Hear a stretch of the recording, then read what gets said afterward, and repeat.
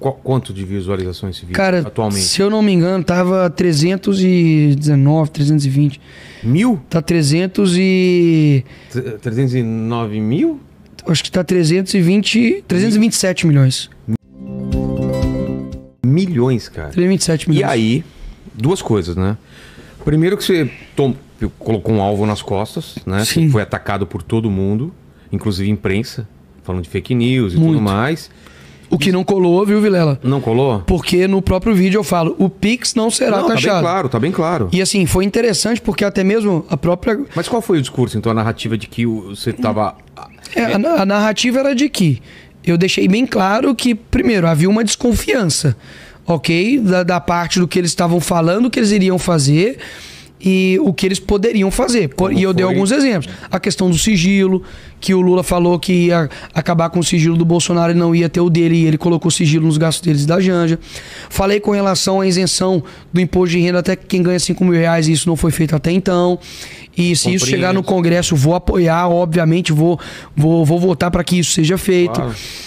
Você tem, por exemplo, a questão da própria picanha, assim, que é uma coisa, enfim, mais, digamos, até lúdica, mas na campanha eleitoral foi feito isso.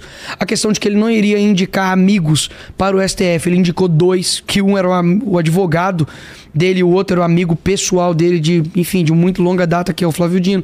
Então eu falei assim, olha, nada nos garante que não podem ser taxados.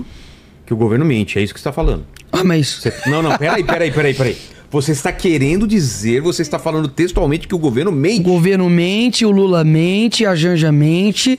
E assim, é uma máquina de mentiras. Daqui a pouco você vai falar que o Felipe Neto mente. As comprinhas... ele parou de comentar política.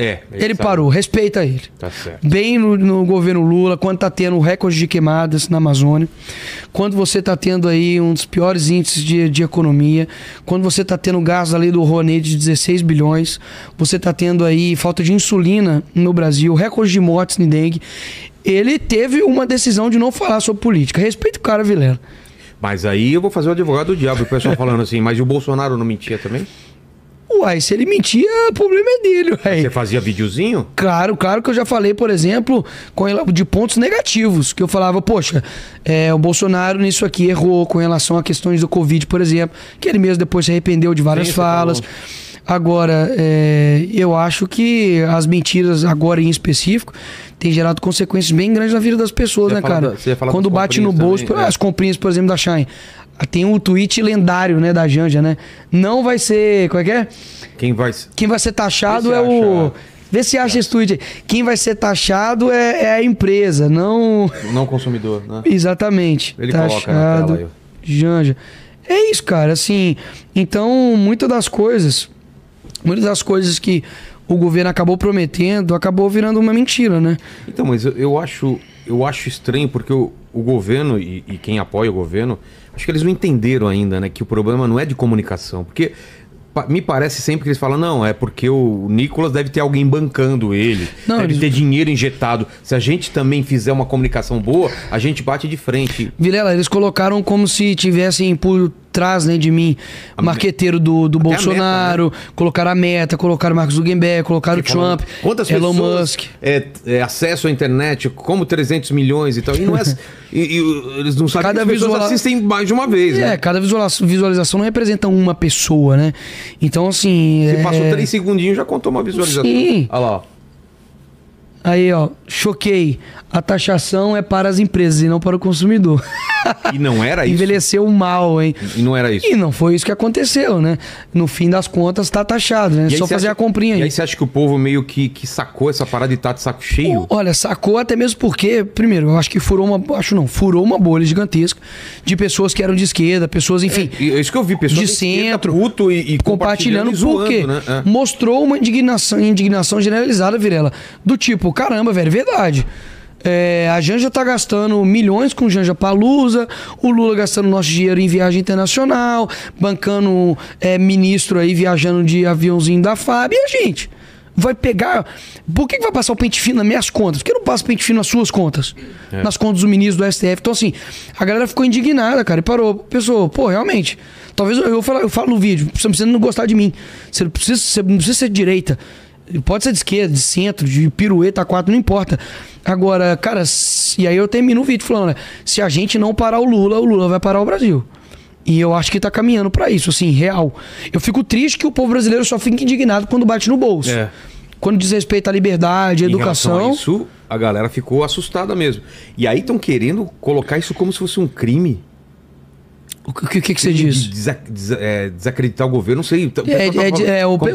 A mulher lá da Globo News lá, falou que desacreditar das medidas públicas é crime. Tipo, agora então a gente não pode falar sobre... Não, o que os jornalistas fazem? Assim, eles não vão poder opinar mais, porque, por exemplo, e mais uma vez, né, fazendo o contraditório, quando eles falavam sobre as medidas do Bolsonaro, que seja na pandemia ou qualquer decisão... Mas ia ser crime também? Ia ser crime também? Não faz sentido. Não, cara, eu acho que nem isso colou também, porque é um absurdo tão grande. Eles ficaram desesperados, porque eles acreditaram que o sucesso do vídeo foi por conta de como eu me comuniquei, ou do estilo de vídeo que eu fiz. Mas eu tenho vários vídeos do mesmo estilo. Eu tava de chinelo, assim, como eu sempre vou. Não fiz nada, nenhuma edição fenomenal. Foi edição, literalmente, colocando zoom in, zoom out. Assim, ele colocou fundo preto pra trazer terror. Mas aí, meu amigo, o nego de marca, os 3 Cs que o Nicolas usou pra poder... Eu não sei dessa. Não, assim, eu vi um vídeo tipo assim, e os caras analisando, porque ele falou dessa forma. Cara, literalmente, as pessoas precisam acreditar de que existem coisas que são naturais, e como uma música que estoura é um fator. Não tem como você, por exemplo, uma música, sei lá, do Kendrick agora, que canta no Super Bowl, They Not Like Us. Aí o cara vai falar, não, vou fazer uma música que vai estourar que nem um dele. Não tem como, não adianta, porque são vários fatores. É o próprio cara, é a música, é o time, é a hora certa, é o conflito dele com o Drake. Então, assim, são muitos fatores pra poder gerar uma música fenômeno. Esse vídeo também fenômeno foi vários fatores. Foi o timing certo, com a comunicação certa, enfim, acredito que com a linguagem certa. Foi várias coisas que gerou isso, sabe? E aí depois você viu o vídeo da Erika Hilton. Você viu? Cara, eu não cheguei a ver. Que aí o fundo era branco, era outro... Pô, mas assim, eu não vou falar patético, bicho, que eu não tenho nem palavras pra descrever isso.